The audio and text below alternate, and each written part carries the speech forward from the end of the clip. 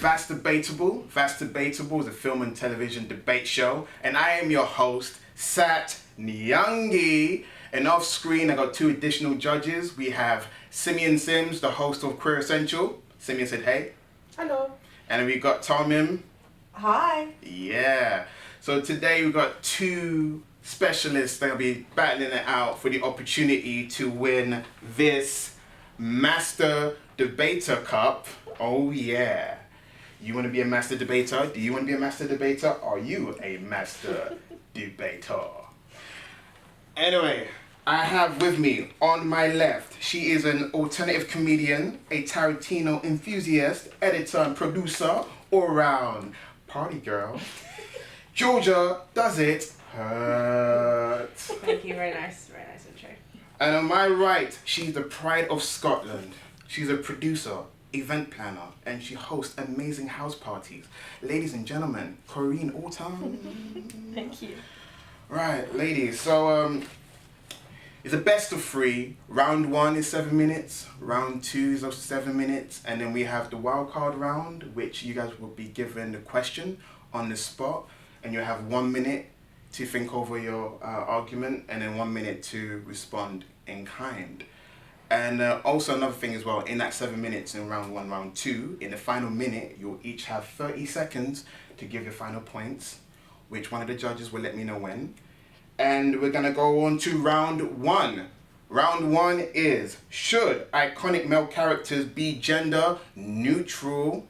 We're gonna go in alphabetical order with Corin. Corin, what did you go with for your argument? I'm gonna say yes. Absolutely. Why the hell not? Okay. Georgia, which one you going with? Actually, you know what? That is a stupid question. We know which one you going with. Yeah, I'm against iconic male characters being played by women, purely on the basis that we should be creating original characters for it. All right. Start the timer. Let's go in. Let's duke it out. Let's get it on. Okay, so as I say, I'm like, why the hell not? Like, I want to see a female Bond. I want to see, major characters in movies played by women. Like, there's not enough of them. No, I agree. I think why does it have to be James Bond? Why not have someone like Charlize Theron in Atomic Blonde? I think that's more progressive for women, to have original characters that are created for them rather than trying to shoehorn them into a very male franchise. Like James Bond, actually in this day and age, is actually fairly misogynistic, I think, and isn't like a great representation for men. So why would we try and force a woman into that role? And even if you did, I think you'd have to change the character so much that it doesn't even become James Bond anymore. Okay. No, I kind of see your point because, yeah, I don't like Bond, I don't watch it, but I feel like the people that do watch Bond would really benefit from watching a really strong female character in that role, because it's kind of subverting that whole genre.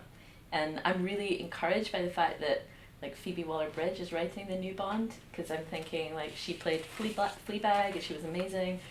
It's like I want to see her showcase that kind of really exciting writing. But next time, once Daniel Craig is done, can we just shake it up a bit more? Yeah, no, I agree. It's awesome that she's amazing. I am excited to see what she does with Bond. But I think it feels a bit patronising to be like, oh, the women can have a go now in a franchise that's just always been about men. And I think it's a bit like, oh yeah, your chance, you have a go at it now.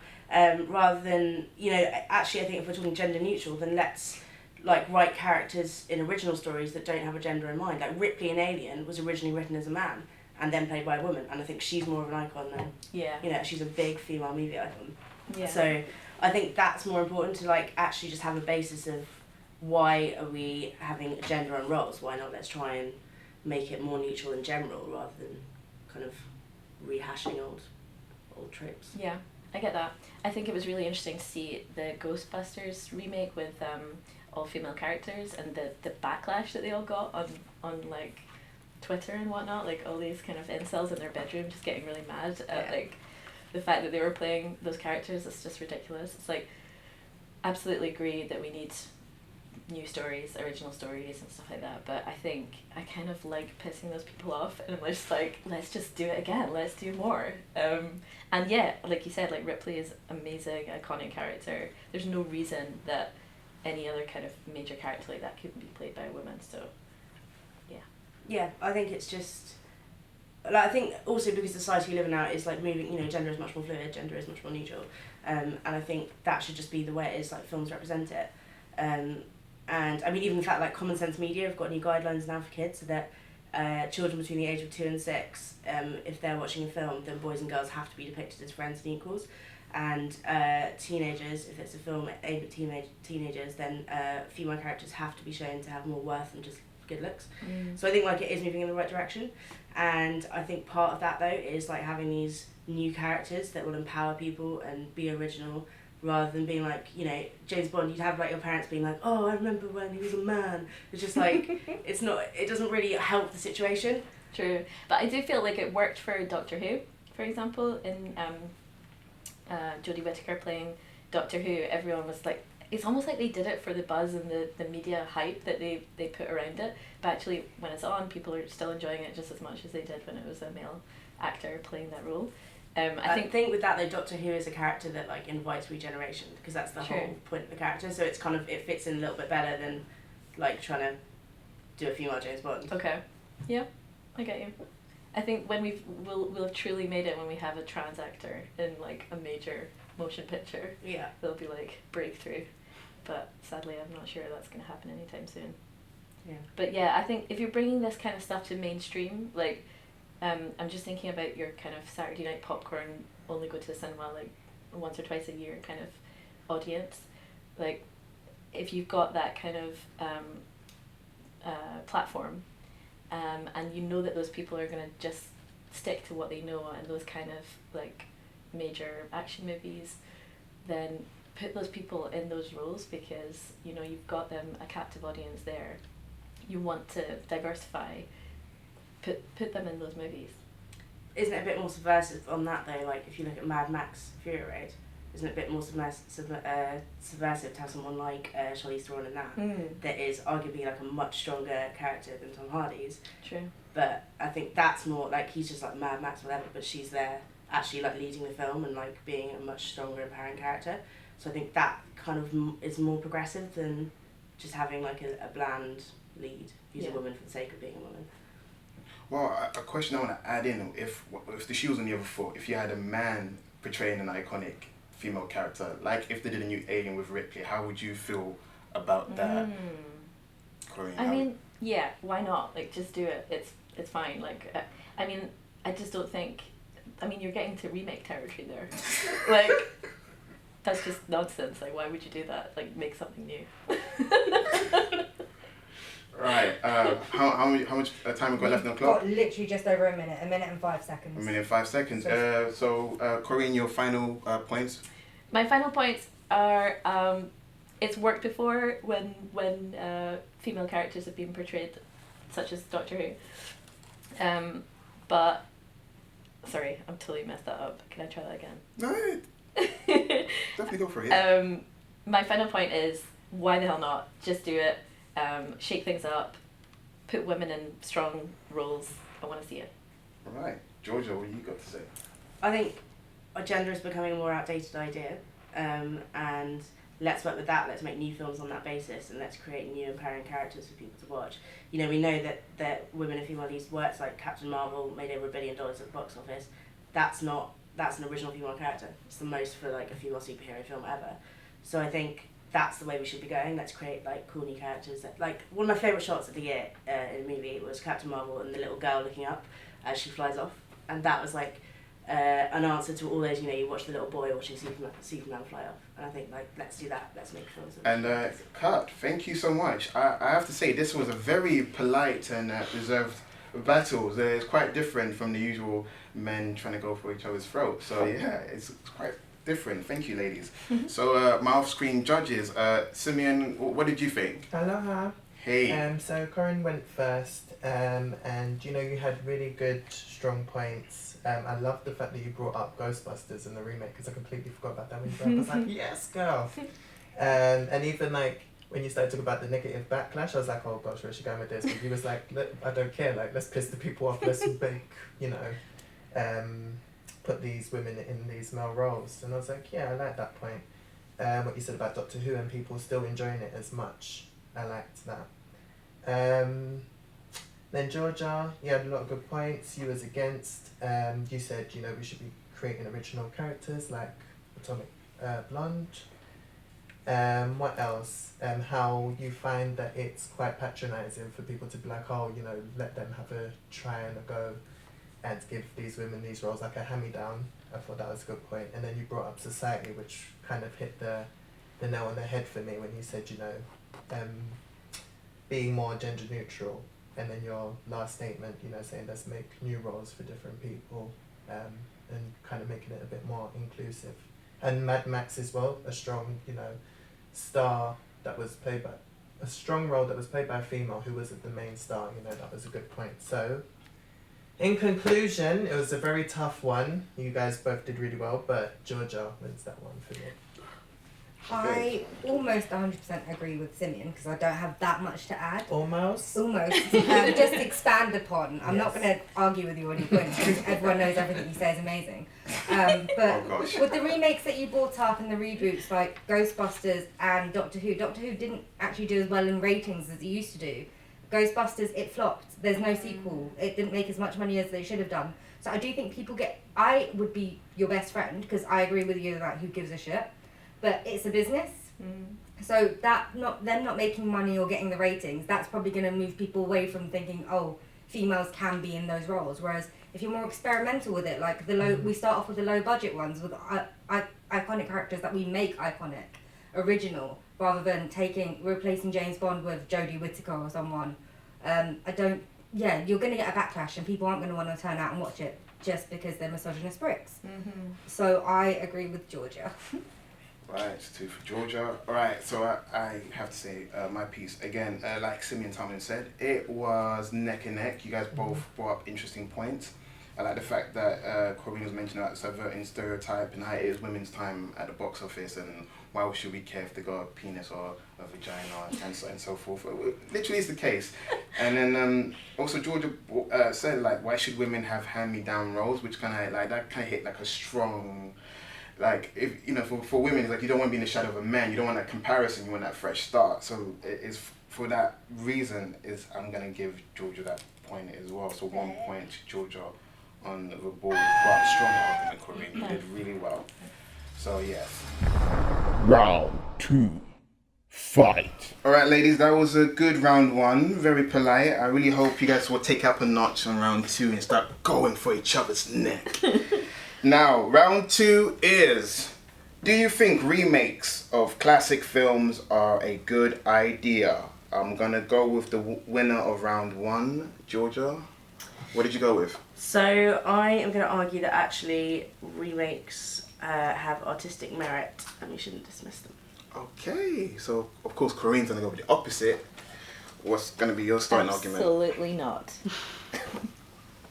I do not like... I can't think of a remake that is better than the original, so I'm going to say leave them alone. Alright, okay. Start the timer. Let's get it on. Fight. So just thinking on that point, you think no remake's better than the original. Apocalypse Now is a remake of a film called Heart of Darkness. I would argue that Apocalypse Now is better. And Her, still ranked as number 2 as one of the best American epics of all time. The 1959 version is a remake of a 1925 film. I would argue that's better. Ocean's 11 was a remake of a Frank Sinatra film. I'd argue that the remake is better. Frank Sinatra? Awesome. The Departed, Scarface, The Birdcage, True Grit, the Coen Brothers version, King Kong, the Peter Jackson version. I'd argue that all of those are pretty awesome films. So I think that's the thing. I think it's really easy to like just dismiss remakes and be like, oh, it's a cheap trick to make money. Yeah, sure, but cinema's operating in a different sphere now. It's a global box office. It's not a domestic box office, and remakes sell overseas because it's a franchise that everyone knows. The more money a studio makes, the more money is going to go towards indie and original scripts. I think that's like a good thing for the industry. And it was like the fact that like a 1959 remake is not a new thing. It's not a new trend. It's part of the Hollywood system. It's part of the established system. Yeah, might be that like you might not think that's a good idea. That's part of the system, but it's how the system operates. And I don't think it's like a new thing. To to like, everyone says, oh, it's a big trend, but I don't know. Also, just on King Kong, the CGI in that has actually paved the way for all CGI that's now used to create creatures. So they created like a new program so that the fur was really realistic. They created, I think it was 40,000 individual hairs on King Kong's head that would like pick up mud and leaves and all of this, and that's literally paved the way for how creature animation is done now. So I think actually like there's an argument that remakes, because they have bigger budgets, are like helping pioneer new technologies for film. Like if you look at the Jungle Book and the animation and that wouldn't have happened without King Kong. Corinne, go fight for originality. Yeah, I mean, I think back to when I was a kid, and one of my favourite films was Charlie and the Chocolate Factory, and I feel like the characters in that are amazing, and it's almost as good as or better than the book, because it brings those characters to life, literally, and it's so funny. The colours are amazing. It was made in the 70s, I believe, and yet it felt like, it's so relevant and so great, and so like it didn't feel like a fusty old movie. I have so many lovely memories of watching it, and then I went to see Johnny Depp destroy it. I mean, it's so bad. Like, it's one of the worst films I've ever seen. They just ruined like the heart of that film. So I'm still angry about that, and I just feel like, what is the point? Like, why are you remaking the Jungle Book? It's great. Like, the animation is so fun. It's timeless, right? It was made ages ago, but it's still great. Dumbo as well. Like, these are like our childhood like memories, and they're just destroying them. And it's like, make something else. There's literally hundreds, millions of stories out there. You could make anything. Why are you redoing something that is perfect? Like Charlie and the Chocolate Factory. It's a perfect movie, and they've just like ruined it. So yeah, I get what you're saying about new technology and stuff being discovered and stuff. That could be discovered on a new story. The same people could make something. So they're trusted producers or directors could be given the budget to make something brand new, and just tell new stories. I think it shows a complete lack of originality to remake something. The other film that I saw that really angered me was Gus Van Sant's Psycho.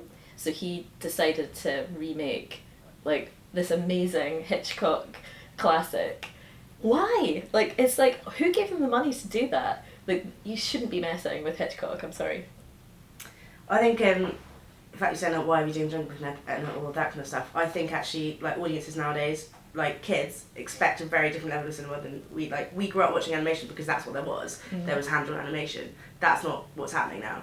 Like, audiences expect a certain level of CGI to look like how it does now. So I think there is an argument that like we're retelling these stories and bringing them to a younger generation, but just with an updated aesthetic. And I think that's actually a really good thing. If we're still making those films that like can capture the imagination, can tell those stories, but we're doing it in a way that's going to sell to a younger audience, then I think that's a good thing. I get the thing about selling it to other audiences. So for example, I love the film Let the Right One In. I don't know if you've seen it. It was a Swedish kind of horror film about this little boy who's getting bullied, and I feel like that was such an amazing film that I saw at a film festival, and it was kind of foreign film, and maybe not so many people would go out to see that. So they remade it. It's called Let Me In with Chloe Grace Moretz.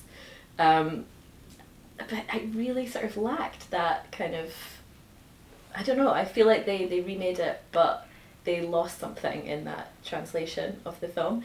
I get why they did it, because they know that people aren't going to go out for foreign movies, but so I can kind of understand the point in that. And you were saying Departed, like, was originally a Korean film, Internal Affairs. I've not seen the original, but the fact that then many people could enjoy that story in an English language film is great. But so there's some kind of. All right, ladies, we have 1 minute left. Georgia, give your final points. So I think it's very easy for us to sit here and as people that watch films and work in the industry and be like snobby and condescending towards remakes. But let's embrace them. Let's realise that they're part of the Hollywood culture, that they pioneer new technologies, They're telling can tell different perspectives of stories that people like are bringing to new audiences, and like let's relish that. Let's give the fact that there's Peter Jackson. Oh, Corin's point. Thank you. Yeah, I think those new technologies are going to be developed anyway. I think the original is always 100% better than a remake, so just don't mess. All right, thank you, ladies. Wave off the clock. That was an interesting battle. I'm gonna go on to my judges off screen. Tommy, what did you think? This is really difficult because you both were really amazing. You had some really great points and brought up some amazing films. But with Georgia, I think you relied on remakes that were done a very long time ago. Departed was 13, 15, 14 years ago now. And exactly. Whereas you brought in, Corinne, you brought more contemporary films in, actually Charlie and the Chocolate Factory, I think that was 2005 as well. But the newer stuff, like Dumbo and stuff. And it does lack originality. I think if you are going to remake a film, you should improve upon it. Whereas the films that they are remaking now and the ones that you brought up are just safe.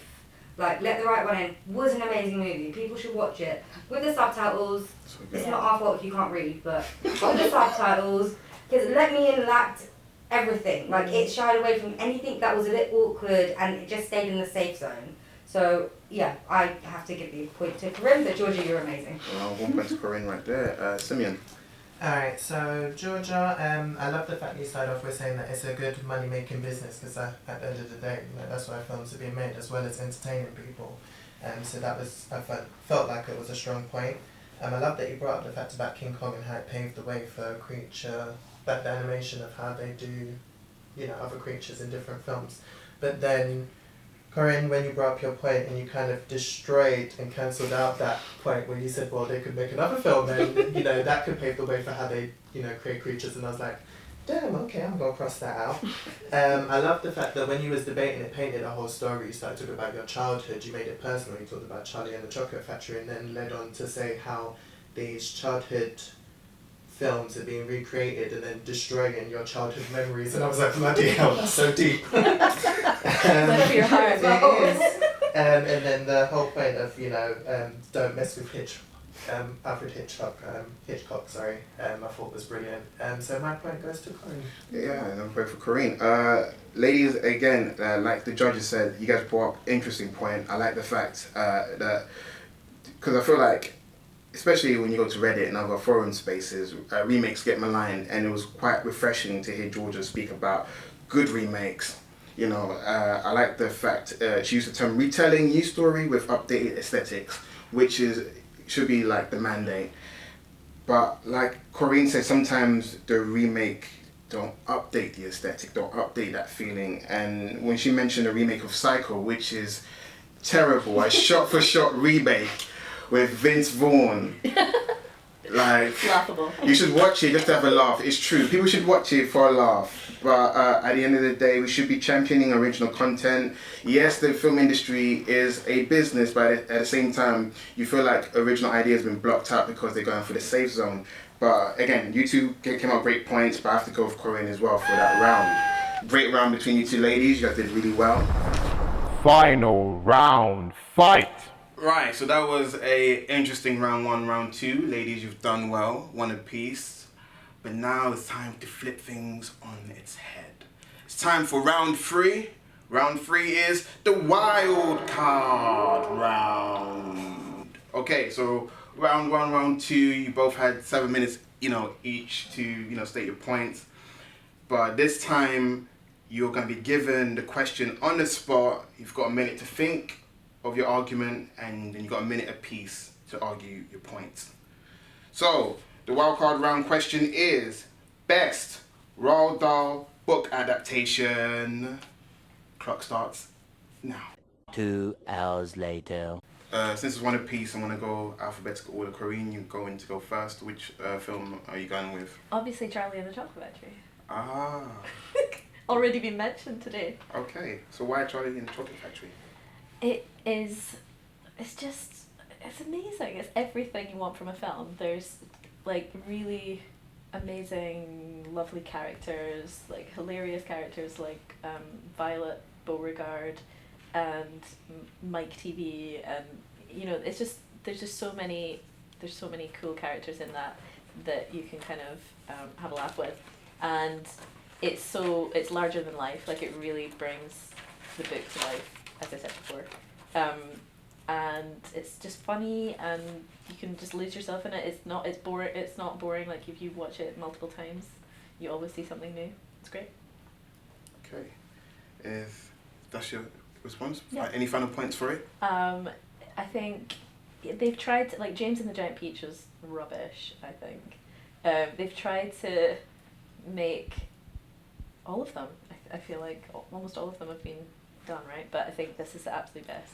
All right, thank you. All right, so Can we Georgia. fact check if it's called Charlie and the Chocolate Factory? Yeah, 'Cause no, I we think were it's gonna figure out actually later. Was it Willy Wonka? Willy Wonka and the Um, Chocolate Factory.